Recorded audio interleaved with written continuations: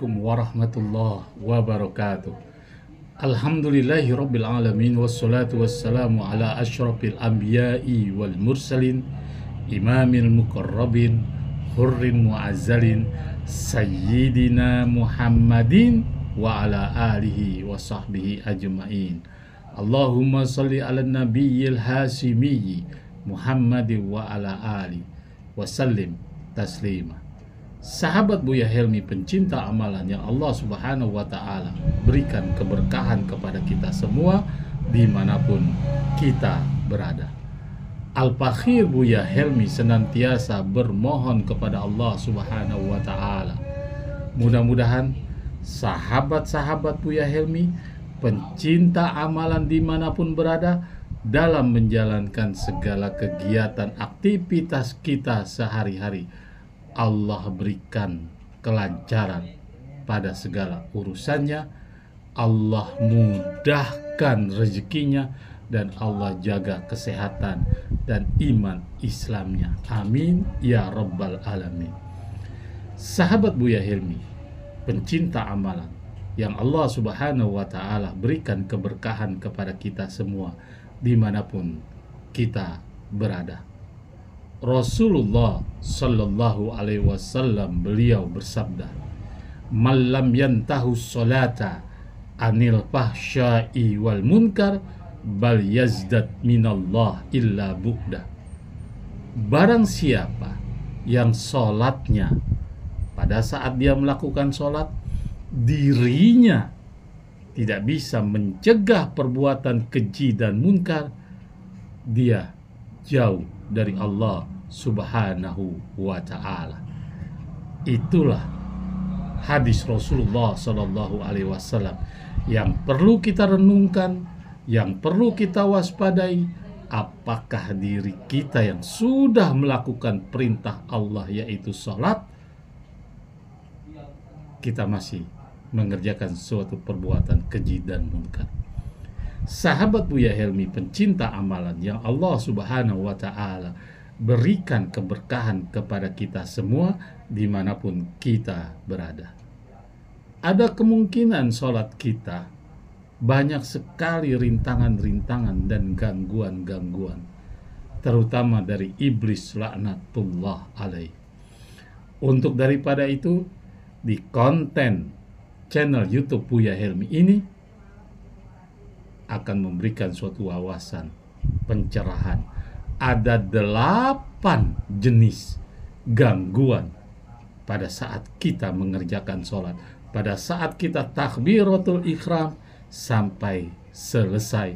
Ada 8 jenis gangguan yang diberikan oleh jin laknatullah alaih, sehingga sholat kita tidak menjadi khusyuk, sehingga sholat kita tidak bermanfaat, sehingga sholat kita tidak bisa mencegah perbuatan keji dan munkar.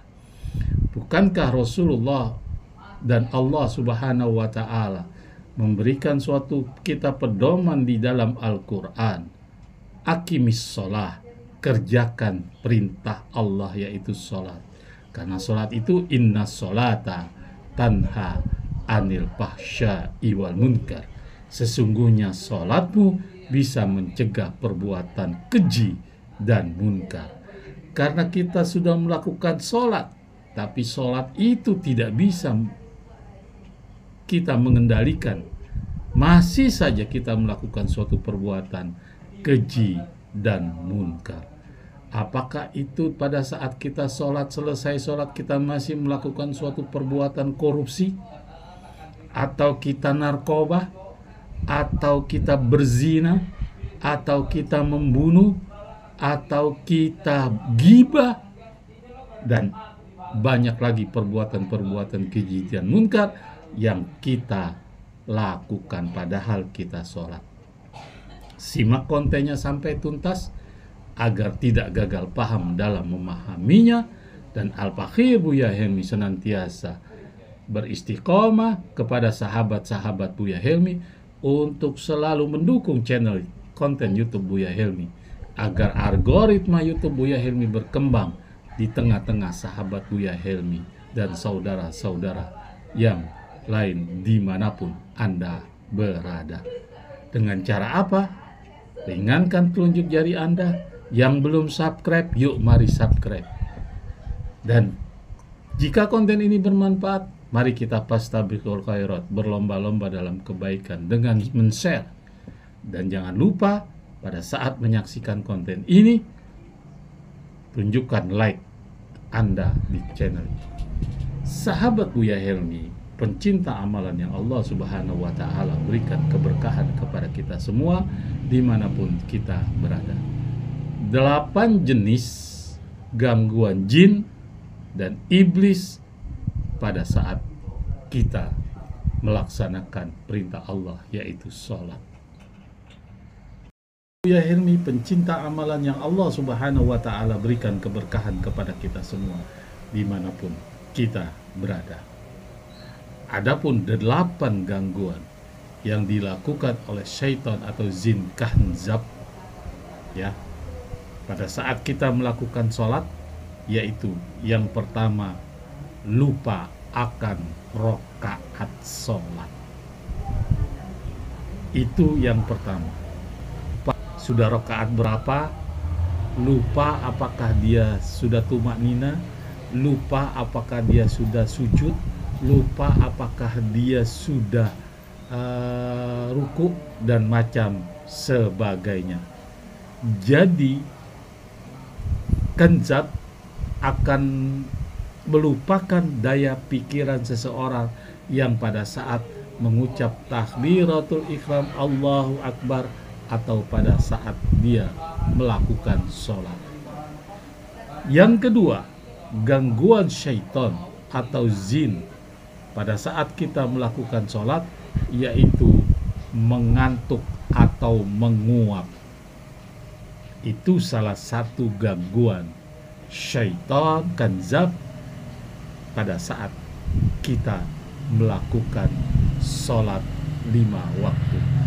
Mengantuk atau menguap, atau mengantuk atau menguap, begitu ya. Nah, itu gangguan yang kedua. Kita melaksanakan sholat yang dilakukan oleh jin atau syaitan kanzab laknatullah alaih, yaitu was-was, gelisah, hati tidak tenang pada saat kita selesai takbiratul ihram Allahu Akbar. Itu yang ketiga. Yang keempat, gangguan jin syaitan pada saat kita melakukan sholat, yaitu memikirkan dunia. Jadi pikiran kita bukan bacaan sholat, pikiran kita bukan kehusuan sholat, pikiran kita bukan bagaimana kita membaca dengan fasih atau dengan bacaan yang tartil, yang benar.